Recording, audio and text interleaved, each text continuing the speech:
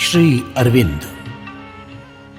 श्रीमद् भगवत गीता में कहा गया है, पूर्वाभ्यासेन तेनैव ह्रियते रवशो अपि सः जिज्ञासुरपि योगस्य शब्द ब्रह्माति वर्तते। अर्थात पूर्वाभ्यास के द्वारा वो अबाधित रूप से आगे बढ़ता है। योग के द्वारा जिज्ञासु भी वेद और उपनिषदों की सीमा को पार कर जाता है।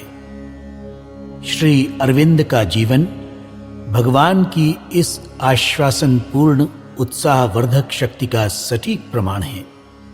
जीवन के अत्यंत प्रभाव ग्रहणशील अंश में दूसरे देश में बड़े होने पर भी, जहां मानव की समग्र सत्ता धनार्जन और अधिकार की भौतिक वासना में लीन हो जाती है, पुण्य भूमि भारत में लौटने पर स्वाधीनता आंदोलन की विभिन्न गतिविधियों में उन्होंने अपने को अपनी चरित्रगत तेजस्विता के साथ झोंक दिया।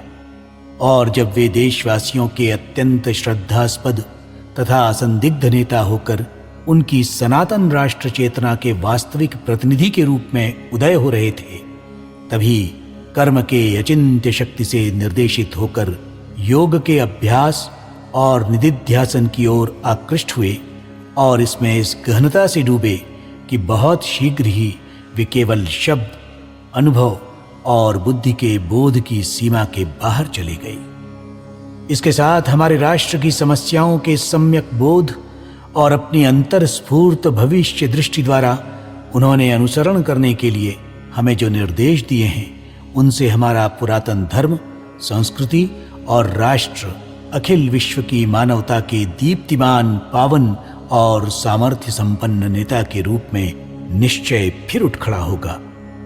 15 अगस्त 1947 को इस महान मंत्र दृष्टा की जन्म शताब्दी का समारोह प्रारंभ होता है।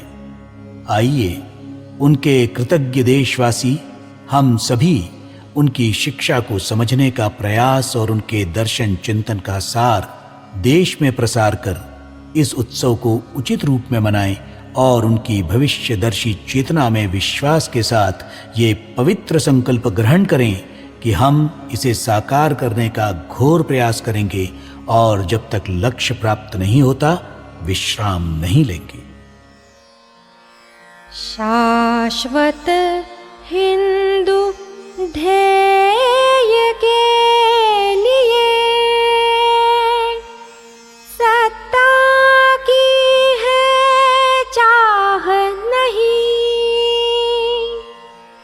जग को सत्पथ रीति सिखाने, जग को सत्पथ रीति सिखाने, जग को श्रेष्ठ बना